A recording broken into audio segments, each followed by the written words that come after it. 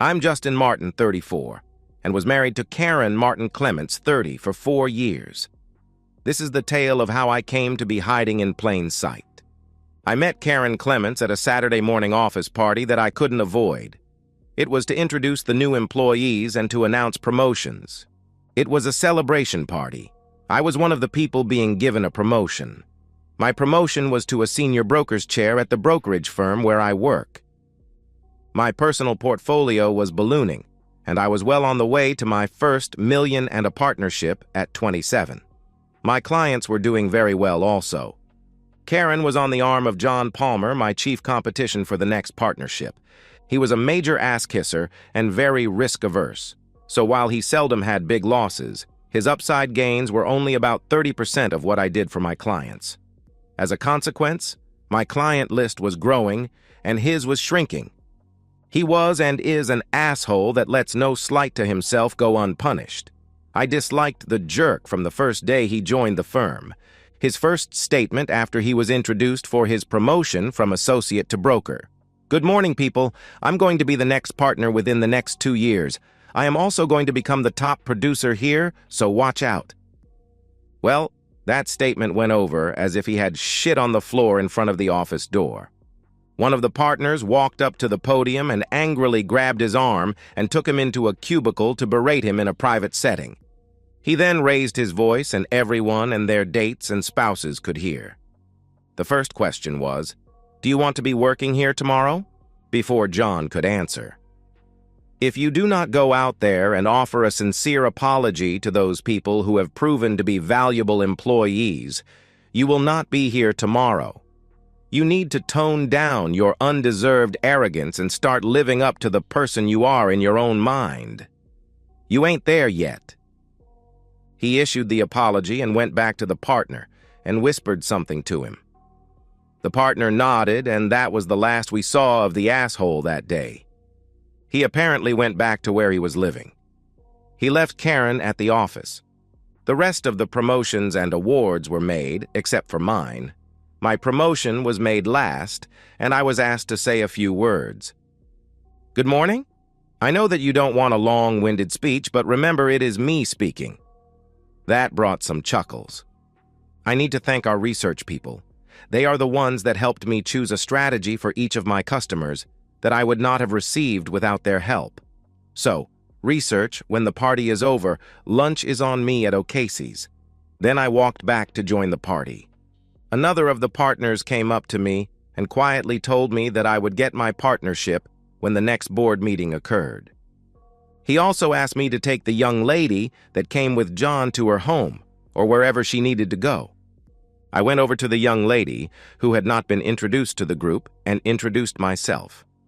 After she introduced herself, I explained to her that I was assigned to take her to her home or wherever she needed to go.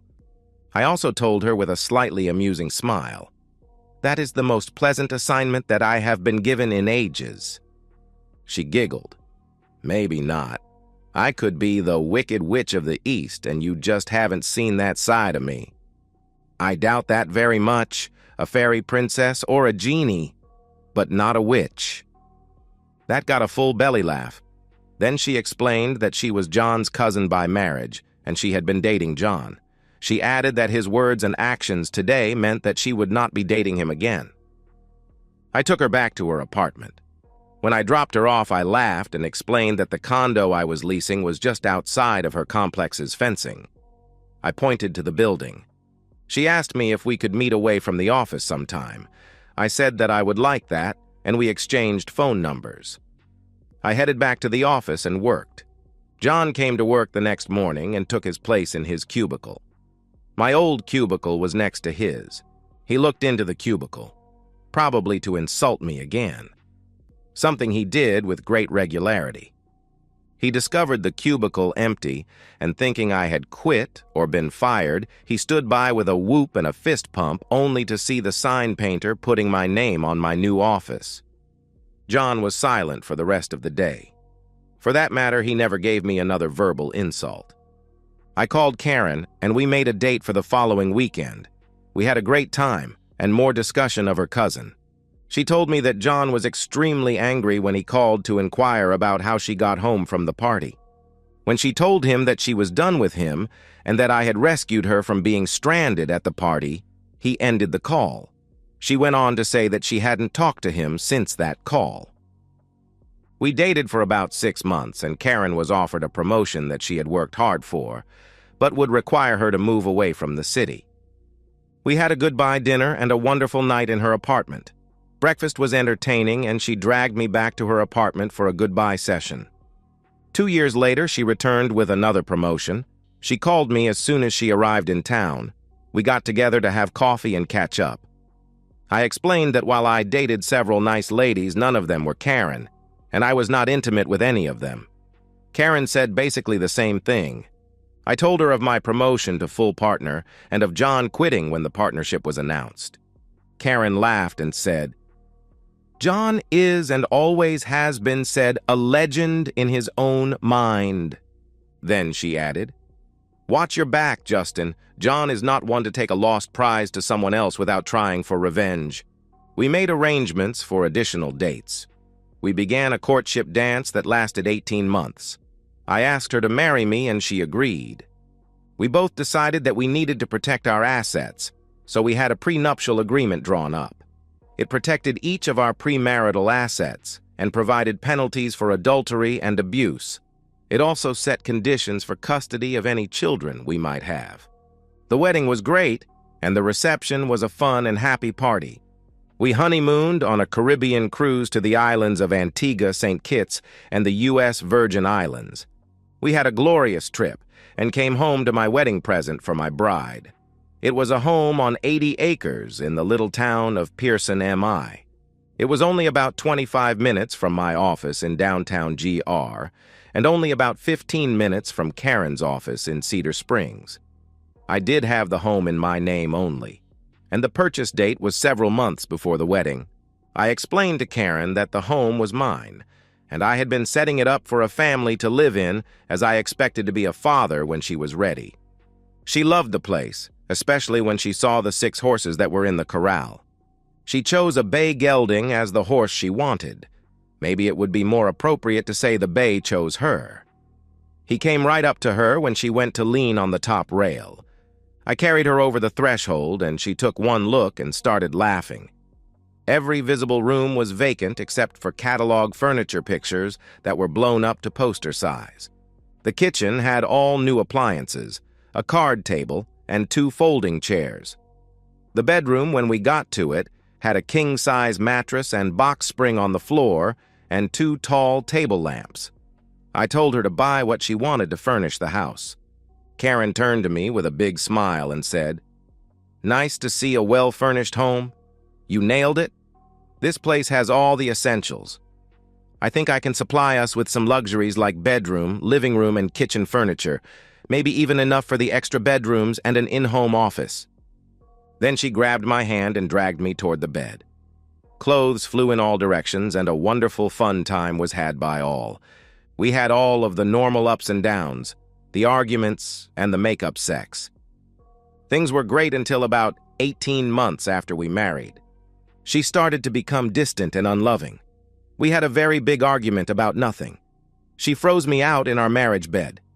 Then Karen came home from a doctor's visit with a big smile on her face and a big bounce in her step. She proudly announced that we were going to be parents. I asked her how far along the doctor said she was.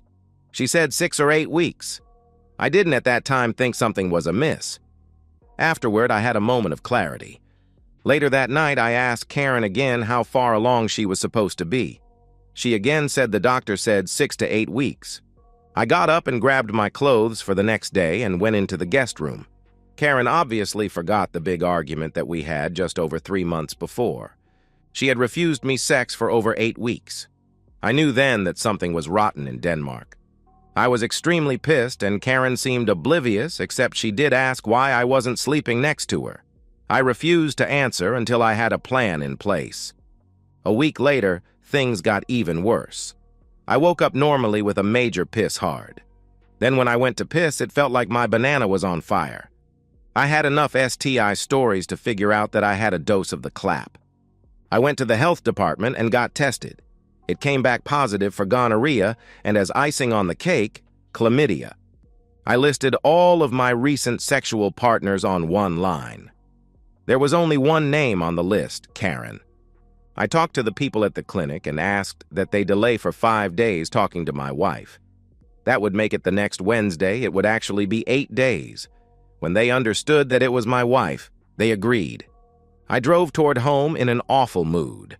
I stopped at the drugstore for the 3 prescriptions that the doctors at the clinic prescribed. I moved into the guest room again and moved my dresser into it. I took all of my hanging clothes into the guest room closet. Karen came home from work as I was just taking the last of my clothes into the guest room. "Why are you moving your stuff? I thought you were over your snit." I am over my snit, as you call it. I just got back from the doctors. I have an infectious disease, and I don't want to hurt your baby, so until I am not infectious, I will stay away from you, I replied. "Well, is there anything I need to worry about? And what did you mean when you said the baby is mine and not ours?" "You think about it for a while and you will figure it out in a few days. For now, just stay away from me until I get the all clear," I answered. I started my exit strategy that evening. I decided to leave, and I also decided to wait for the divorce for the kid to be born. I knew it wasn't mine, but I had no idea who was the father. Karen will know that. I know she is cheating, but I have a plan to disappear so she can't have me served. I learned a trick in grade school playing hide and seek in the gymnasium. We would sit on the floor in a circle in the middle of the basketball court. The child that was it would go and sit on the piano bench and lean down on the closed keyboard, cover his or her eyes, and count. The 5 children who were chosen to hide would hide anywhere they could, but they were not allowed to leave the gym. When my turn to hide, I whispered to 2 of my friends to leave a space between them to let me sit there. The it girl put her head down and started counting. I ran around in a noisy circle, then turned and tiptoed to my friends and sat down on the floor just like I had never left. It worked several times, and it finally was banned because those kids who used it were almost never caught.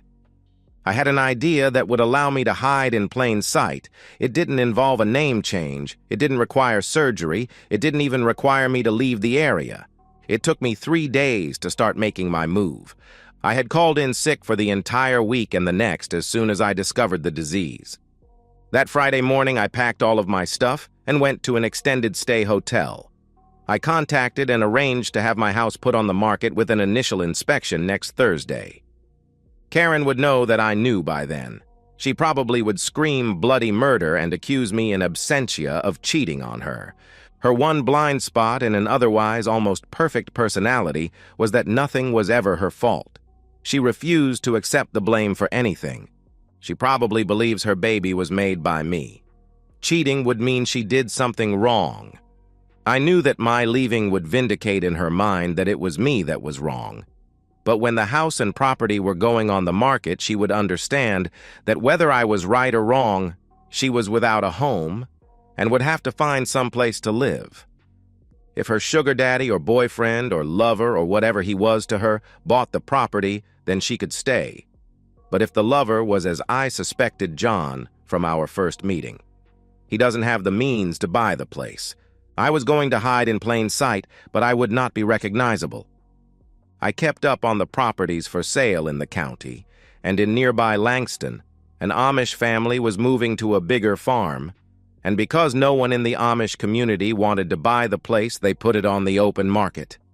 It did not have electricity or up-to-date plumbing, but I could have that put in. The price was very cheap for the 92-acre property, and it was only 20 minutes from Pearson. I would not have the property in my name, but it would be in the name of my trust fund. It would be a matter of public record, and Karen knew of the trust fund. The sale of my current house would be handled by an agent, so if Karen or her lover bought it, I would not be there for the close.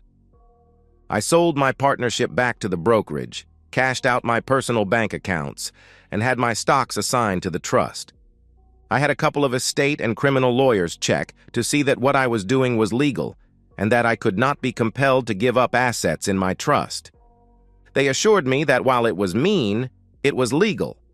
I had almost $3 million in liquid assets, and the trust had another $5 million. I could hide out for years. Then I took on the Amish style of dress and facial grooming. In 4 weeks, I looked like most of the other men in the community. My car was parked out of sight in the barn, and I had several neighbors leave their horses in my fields. I even bought an Amish black buggy and parked it alongside of the house. I was gone Wednesday when the health department and the sheriff arrived to give Karen the bad news. She was compelled to list her sexual partners for the last year as the disease was advanced. I had paid a couple of $1,000s to one of the people at the health department to give me her list. At first, she tried to say it was just me, but the diseases were very advanced in her and only had just started in me. She ended up spending a weekend in jail before she gave up 4 names. John Palmer was one. I did not know the other 3. I decided to have them investigated, and it turns out the other 3 were working with Karen. Somehow, John was injured when shot in a drive-by shooting and was rendered impotent. That cost me $10 big. Then Gary Masters, Ralph Simmons, and Frank Liddy were each victim of a mugging. For some reason, my name never came up as a suspect. At least I was never interviewed. The house quickly sold. And surprise, my trust was the buyer. Karen had to leave as the new owners wanted immediate possession and paid her a small premium to buy the furniture that was in the house. She had enough to buy a house in the village or in Grand Rapids. I relished in the appearance of just another Amish farmer. I actually saw Karen drive past several times. I knew she was going to the prenatal clinic in Greenville. After the baby was born, I was going to contact my lawyer and have him serve Karen with divorce papers. After thinking it over, I went ahead and started the divorce. The house was rented to an adjunct professor at Ferris State College. He had a 2-year contract and didn't want to live near campus. I planned to move back when the divorce was final and after the professor's lease was up. Karen fought the divorce. I had my lawyer present the names of her lovers and a blood sample to prove I was not the father of her baby. Karen fainted, and her lawyer dropped the objections to the divorce. The judge looked at the prenup and awarded Karen $1. The divorce was final about 6 months ago. Karen had a miscarriage and lost the baby. I decided I liked the simple life I was living in Langston. I took over an adjacent farm when it went up for sale and had a newlywed Amish couple move in to work the 2 properties. I sold the Pearson property at a hefty profit to a logging company run by a couple of my Amish neighbors. They logged it for all of the hardwoods and white pine, and then subdivided it and sold it off at a profit. I even worked as a general laborer for them occasionally. I never have come face to face with Karen since the divorce, but I have kept track.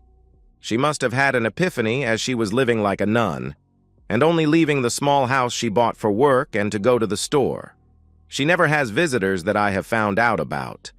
I am sad that she had cheated on me, but I was not lonely as the local Amish community had pushed me on their single, non-Amish friends.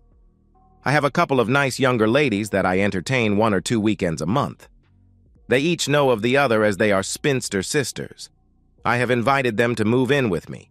I am anxiously waiting for their answer. Life goes on. And that's the end of today's story. If you enjoyed it, please give this video a thumbs up and drop a comment below. Your support helps the algorithm push my content further. If you're new to the channel, don't forget to hit that subscribe button. It really helps me keep creating more stories for you. Thanks for watching, and I'll see you in the next one.